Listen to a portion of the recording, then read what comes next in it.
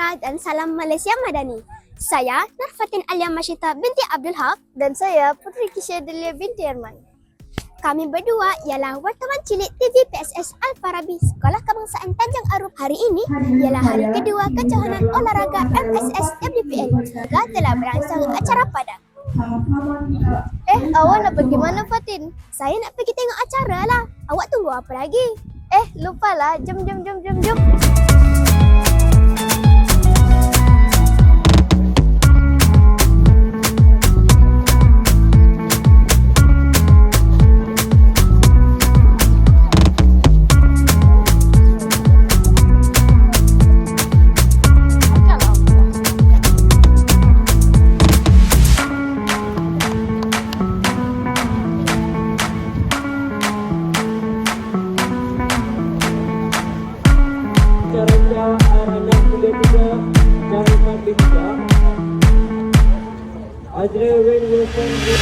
Say hi.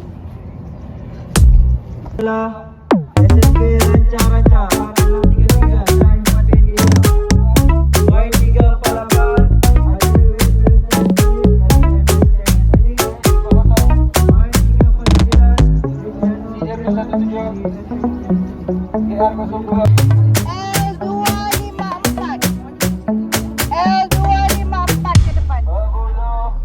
Lempar kenderaan. Bersama saya sekarang ialah kakak Mackenzie. Hai kakak, boleh saya tanya soalan? Boleh.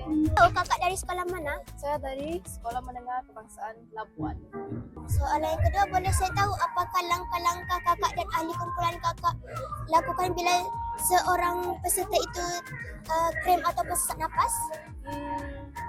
Kalau kami lah, cara kami guna massage atau mengguna ais untuk reliefkan cramp. Boleh saya tahu apa tugas-tugas kakak dengan kumpulan kakak? Untuk menjaga atlet-atlet peserta yang cedera atau sakit. Berapa orang kakak dan kawan kakak ditugaskan hari ini? Saya dengan 5 orang yang belakang saya sekarang. Bukan saya saja, sekolah saya sahaja, tapi ada sekolah St. Anthony. Terima kasih kakak. Bersama saya sekarang ialah Abang Azmi yang telah memecah rekod untuk acara L18. Boleh saya tanya soalan?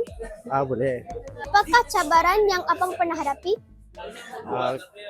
Cabaran yang saya hadapi ialah mengimbangi latihan sukan lain dan juga pelajaran. Soalan kedua pula, apakah PB sebelum yang anda telah memecah rekod?